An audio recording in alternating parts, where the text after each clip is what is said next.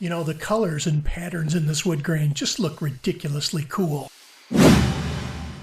Man, I have a hard time walking away from any piece of wood that's free, like this chunk of a tree stump that was left by the roadside for the taking. Rather than adding it to my firewood pile, I trimmed it and did an oversized turning on it in preparation for further drying. Being freshly cut, it came in at 22% internal moisture, which is way too high. The wood would still shrink and warp as it dried. I rushed the drying process a bit with a kitty litter kiln experiment, and I didn't have to scoop out any brown poopy lumps in the process.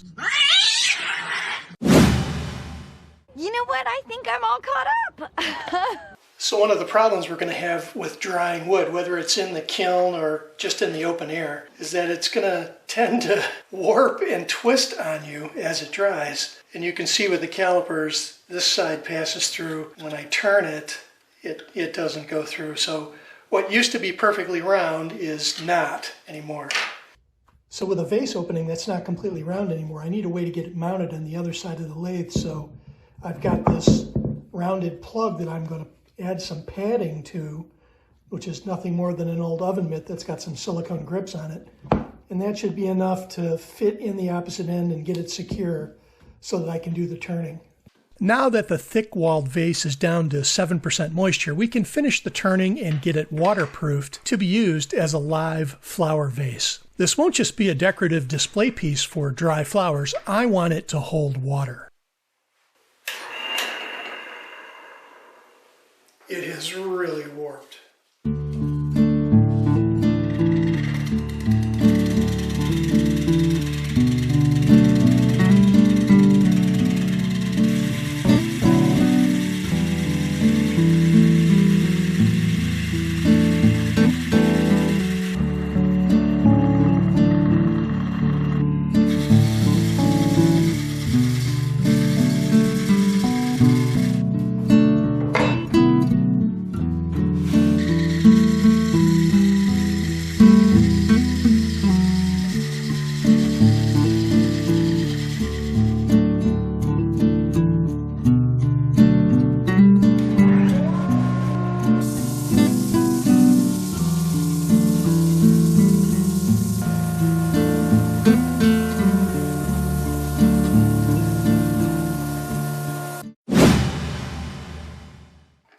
Now that the outside of the vase has been sanded down with 150, 220, and then 320 grit paper, I could remove my padded plug and start to work on the inside of the vase. Because the vase is 10 inches long, 6 inches wide, and really heavy, I need to support that weight opposite the chuck on the lathe headstock. My super homemade roller wheel steady rest will do just that as I put pressure on the inside of the vase with the chisels. Lots more work to do on the inside.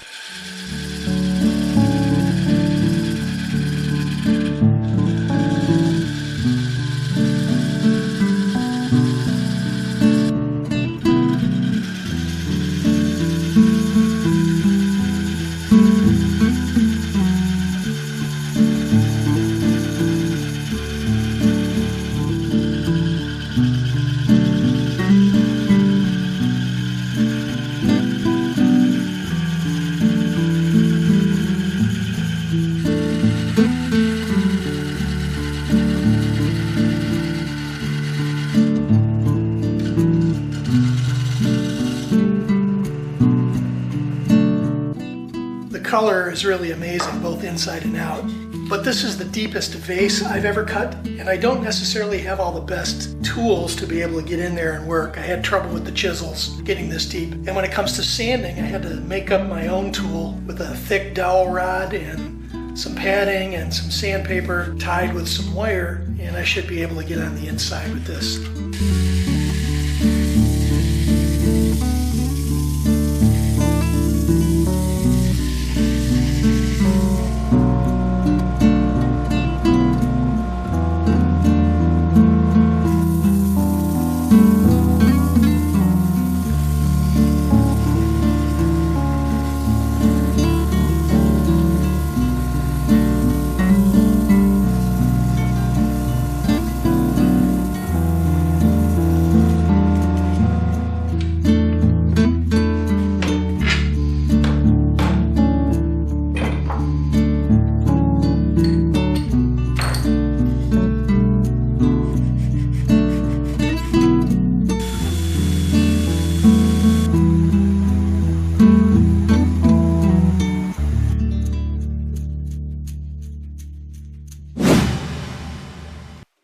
can actually make the inside completely watertight with the same marine epoxy I used on my canoe build.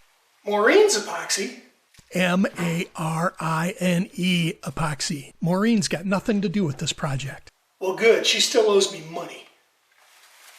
By measuring out and mixing up the epoxy resin and hardener, this clear gloss boat finish will cure like a hard plastic liner on the inside of the vase. It needs to be mixed really well and then brushed on. At room temperature, the epoxy should flow well and coat the inner wall evenly. Any extra epoxy brushed on too thick will simply flow down to the bottom inside of the vase and make a firm seal. This will need to sit undisturbed on a level surface for 24 hours to fully harden. The next day, the only thing left to do was to add the finish coats of gloss polyurethane. I thought about using other finishes, but I didn't want to darken the wood grain, and this polyurethane will match the gloss of the epoxy. I really can't say enough about the beauty of this wood grain, all thanks to a spalting fungus that helped kill this tree. Most would probably just take the free stump, let it dry, and make firewood out of it, but sometimes when you take a chance on a chunk of free wood like this, it really pays off. The vase really looks fantastic in our home, and is perfect for when you need to hold a large bouquet